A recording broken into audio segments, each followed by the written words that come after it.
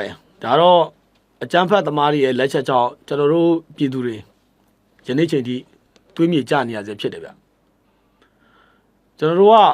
ဒီလိုသတင်းတွေကောင်းနှုတ်ပြီးတင်ပြတာကကျွန်တော်တို့ဘယ်လိုကာကွယ်ကြမလဲကျွန်တော်တို့ပြည်သူတွေဘယ်လိုမျိုးကာကွယ်ကြမလဲဆိုတဲ့ဟာကိုပေးချင်လို့ပါနောက်တစ်ခုကကျွန်တော်တို့အကြမ်းဖက်အုပ်စုတွေရဲ့ရုံမှမှုအများပြည်သူသိရှိဖို့ပါကျွန်တော်တို့ကတော့ဒုတ်ဒုတ်ချင်းဒါနာချင်းကိုသဘောကျတယ်ဗျအဲ့တော့ကျွန်တော်ရဲ့စိတ်ကတော့ခင်ဗျာသူနေရတစ်ဖက်ဆိုကိုနေရတစ်ဖက်ပဲဒါကျွန်တော်ရဲ့စိတ်ပဲဒုတ်ဒုတ်ချင်းဒါနာချင်းပဲဟိုဘက်ကဗျာခင်ဗျာဒီတနက်နဲ့လာတော့ကျွန်တော်တို့လက်ထက်မှာဘာမှမရှိဘူးလေဗျာ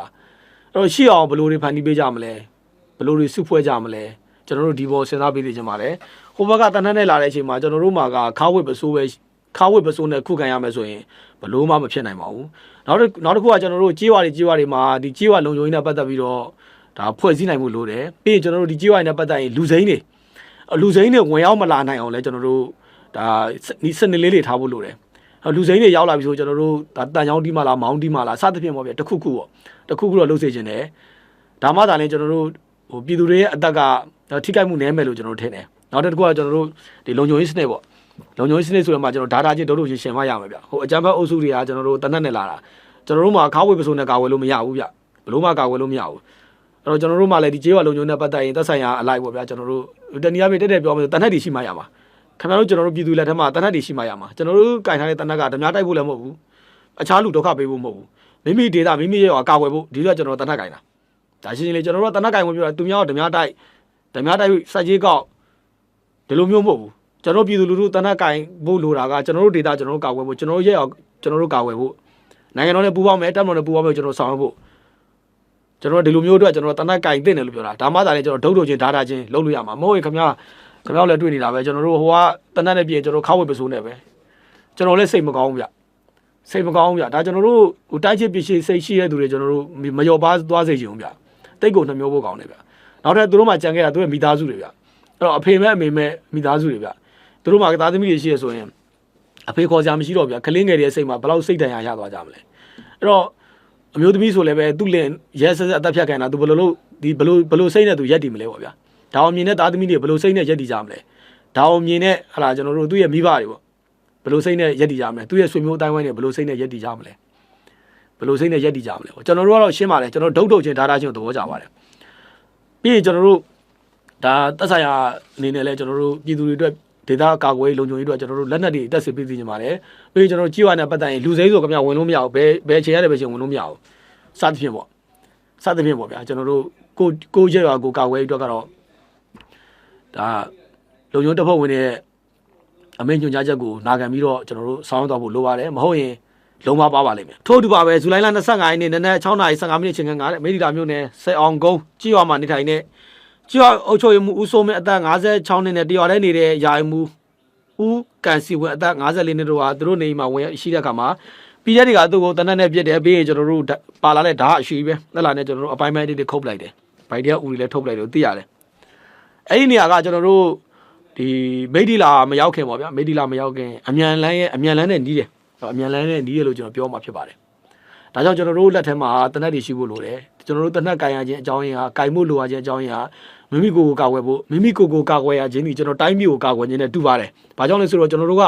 နိုင်ငံတော်တပ်မတော်နဲ့အတူကျွန်တော်တသားရက်တည်နေတဲ့သူတွေဖြစ်လို့ရှင်းလေးပဲဒါကြောင့်ကျွန်တော်တို့ဒီဒေသမှာရှိတဲ့ဒါကျွန်တော်တို့ရဲ့အုပ်ချုပ်ရေးအဖွဲ့တွေတိုင်းချစ်ပြည်ရှိတဲ့လူတွေအနေနဲ့လဲတနက်ကင်မှုလိုတယ်တနက်ကင်တဲ့ခါမှာကျွန်တော်တို့ကဒါတမလို့ထမ်းတိုင်းစွာပွဲတံခင်ဗျားတို့တင်ပြကြပြီးလှုပ်ကြပ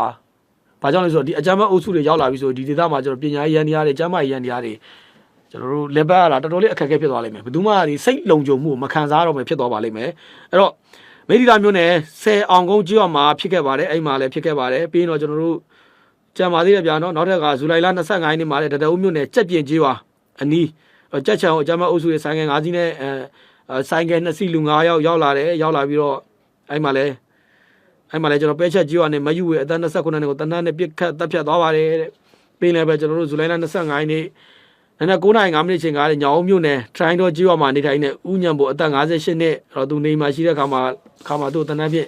ပြစ်ခတ်တပ်ဖြတ်သွားပါတယ်အလားတူပါပဲကျွန်တော်ဇူလိုင်လ26ရက်နေ့ည8:00နာရီချိန်ကစင်ကူးမြို့နယ်ရှောက်ပင်ရုံကြီးရွာအုပ်စုနေုံကြီးရွာမှာ နွေယုံကျွေးရမှာနွေယုံကျွေးရဆိုတာကျွန်တော်ကြည်တော့ပေါက်တော့နွေယုံတို့အဲ့လမ်းမကြီးရဲ့ရွာအဲ့ဒီမှာလက်ဖေးဆိုင်ပိုင်ရှင်အပါဝင်သူရဲ့ဒီသားတွေတမတ်တွေပေါ့ဗျာသားရဲ့ဆိုင်ပိုင်ရှင်အဖိုးကြီးရဲ့သူ့ရဲ့သားရဲ့သူ့ရဲ့တမတ်ရဲ့အဲ့မှာ3ယောက်ပြီးရင်ကျွန်တော်တို့လာစားတဲ့ကျွန်တော်တို့2ယောက်အားလုံး9ယောက်ကိုတန်းတန်းနဲ့ပြစ်ခတ်တပ်ဖြတ်သွားပါတယ်တဲ့အဲ့လိုတွေသိရပါတယ်ပြီးလည်းပဲကျွန်တော်ဇူလိုင်လ24ရက်နေ့ကညောင်ဦးမြို့နယ်တောင်ပြည်ရွာမှာကျွေးရမှာတောင်ပြည်ရွာမှာကျွေးရမှာကျွန်တော်တို့စီပင်သာကျွေးအုပ်ချုပ်မှုအပါဝင်4ယောက်တပ်ဖြတ်ခံရပါတယ်ကျွန်တော်ဒါတွေပြောတင်ပြတာလဲကျွန်တော်တို့ဟို2021တည်းကတင်ပြလာကျွန်တော်လည်းတင်ရဒါတွေတင်လာမတင်ပြခြင်းဗျတိုးတော့လည်းပဲကျွန်တော်တို့ခင်ဗျားတို့ကျွန်တော်တို့ကရင်ဘတ်တွေတူတယ်ဗျတသားတယ်ပဲကျွန်တော်တို့နေထိုင်ရာဒေသတွေကွာကြကွာလိုက်မယ်အသွေးကျွန်တော်တို့အသားဖြူတာတွေမဲတာအရက်တူတာတွေအရက်ပူတာတွေသပင်းရှိတာတွေတူတာတွေဒါတွေပဲကွာသွားလိမ့်မယ်ပြီးကျွန်တော်တို့ကိုယ်ဝယ်ရဘာသာတူကျင်လဲတူမယ်မတူကျင်လဲမတူကျွန်တော်တို့မှတူညီတဲ့စိတ်ကကျွန်တော်တို့နိုင်ငံတော်ကိုချစ်တယ်ကျွန်တော်တို့တပ်မတော်ကိုချစ်တယ်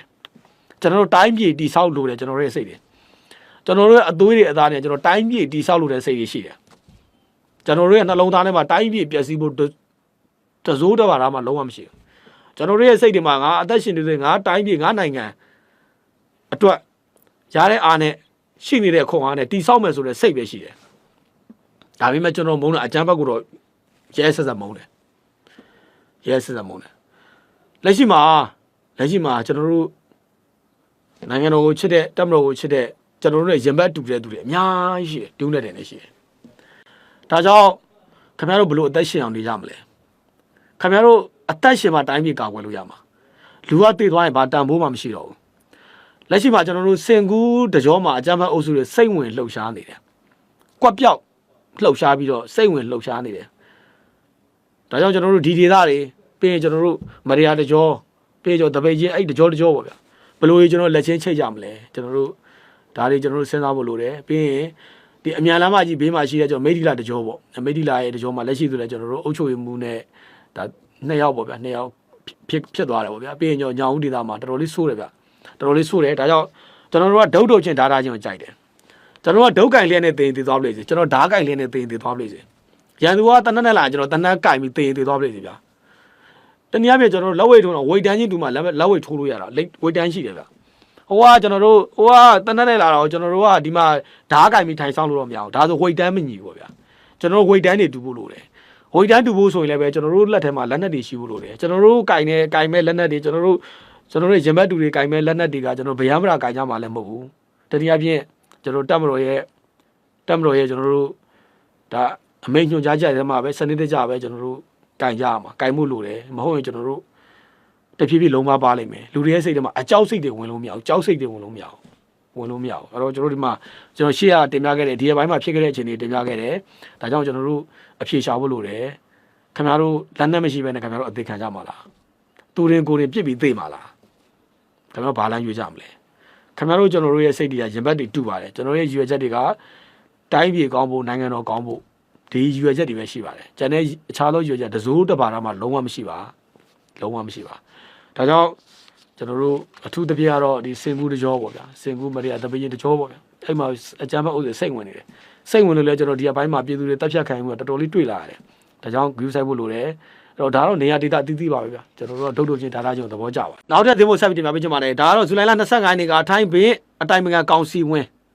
ပြီးကျွန်တော်တို့ထိုင်းအမျိုးသားရဲတပ်ဖွဲ့ဒုတိယရဲချုပ်ပြီးကျွန်တော်မွေးဆိုဝါနေနေဘျူရိုအကြီးအကဲများအပါအဝင်ဒါကျွန်တော်ထိုင်းနိုင်ငံမှာရှိတဲ့ကျွန်တော်တို့ဒါလုံခြုံရေးဆိုင်တဲ့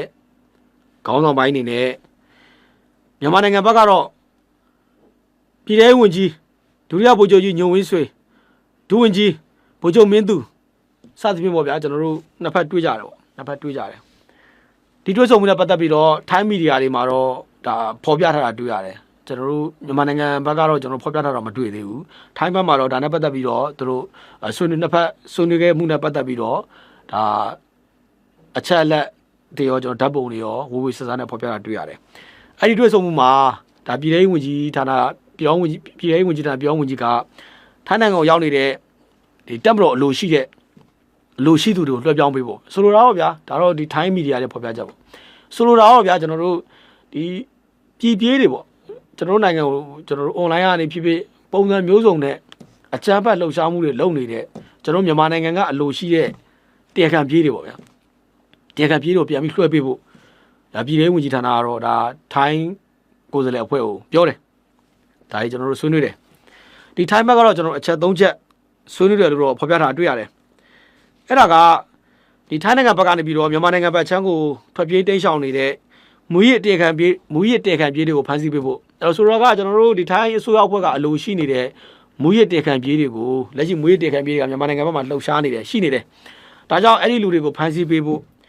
နောက်တစ်ချက်ကတော့ကျွန်တော်တို့ဒီထိုင်းနိုင်ငံကနေပြီးတော့မြန်မာနိုင်ငံဘက်ချမ်းကိုဝင်ရောက်တဲ့ဓာတုကုန်ကျန်းပေါ့ဗျာအဲ့တော့ဓာတုကုန်ကျန်းတွေနဲ့ပတ်သက်ရင်ဒီမြန်မာနိုင်ငံမှာရှိတဲ့ဒီစက်ရုံတွေကဓာတွေကိုစနစ်ကျအသုံးပြုမပြုပေါ့ဗျာစစ်ဆေးပေးဖို့ပေါ့အဲ့တော့ဆိုတာကဒီထိုင်းကနေပြီးတော့ကျွန်တော်တို့ဝယ်တွင်သွင်းရတဲ့ဝယ်ယူရတဲ့ကျွန်တော်တို့စက်မှုကုန်ကျန်းတွေရှိတယ်အဲ့တော့စက်မှုကုန်ကျန်းတွေက2မျိုးသုံးလို့ရတယ်တချို့ကကျွန်တော်မွေးစီဝါဘက်မှာသုံးလို့ရတယ်တချို့ကကျွန်တော်အခြားတစ်ဖက်မှာကောင်းကျိုးဘက်မှာသုံးလို့ရတယ်ဒါနဲ့ပတ်သက်ပြီးတော့စစ်ဆေးဖို့ပေါ့ဗျာကျွန်တော်ဒီလိုမျိုးနားလည်ပါတယ်နောက်တစ်ချက်ကတော့ဒီ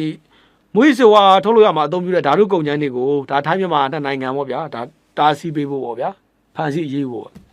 အဓိကကျွန်တော်တို့ဝင်တာကတော့ထိုင်းဘက်ကနေမြန်မာနိုင်ငံဘက်ချမ်းဝင်တယ်ဒီဝင်ရောက်မှုတွေနဲ့ပတ်သက်ပြီးတော့ထိုင်းဘက်ကလည်းမြန်မာနိုင်ငံနဲ့ကျွန်တော်နှစ်နိုင်ငံပူးပေါင်းပြီးတော့ဒါတွေ